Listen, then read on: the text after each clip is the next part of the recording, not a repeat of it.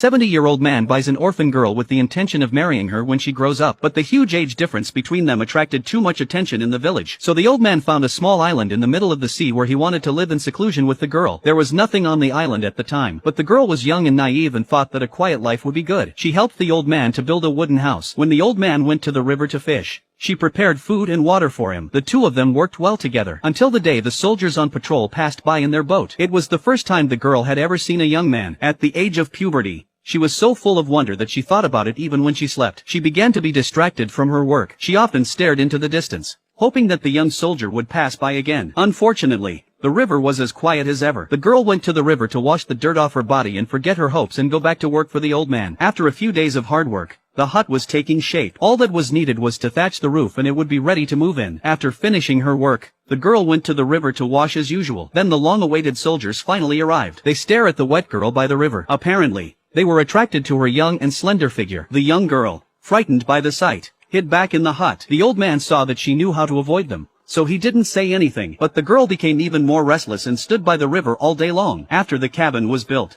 the old man began to turn the land. He planned to plant crops around the cabin to make himself self-sufficient. The girl helped him plant the seeds. Suddenly the sky flashed with thunder and lightning, and the wind and rain trapped them in the cabin. The two men huddle inside by the fire, but the crops they've worked so hard to plant are half wiped out, washed away half of the crops they had just planted. So the old man took the young girl out to cut down tree branches to make a fence. Suddenly, there were gunshots from the woods, and the young girl realized that there was a war going on outside. Their crops grew. That night, shots were fired from the river and two hunters went to the island. They had shot a deer. They dragged it towards the river. Then they rode away without a word. The next day, the old man woke up and saw that his crops had been crushed to death and he was very sorry. The young girl was terrified to see the blood on the leaves. So the old man went home and brought all his belongings, most importantly his shotgun. That day, the two of them were carrying water to water the crops when the soldiers on patrol passed by again. The young girl stared at the soldiers on the boat and the soldiers stretched their necks to see her, until the soldiers went away. Early in the morning, the girl went to the river to wash her clothes, and suddenly there was a whistling sound from the other side. It turned out to be three young soldiers calling her. The girl clutched her skirt, not knowing what to do, but the soldiers whistled even louder. Finally, the old man heard the noise and beckoned the girl back. Then he came to the river with a shotgun to intimidate the three soldiers. They had no choice but to leave. The old man smiled triumphantly at the girl, but the girl was not happy. That night, the girl wanted to go to the bathroom. Suddenly she heard a noise from the cornfield and ran back. But the next day, when she went out to collect firewood,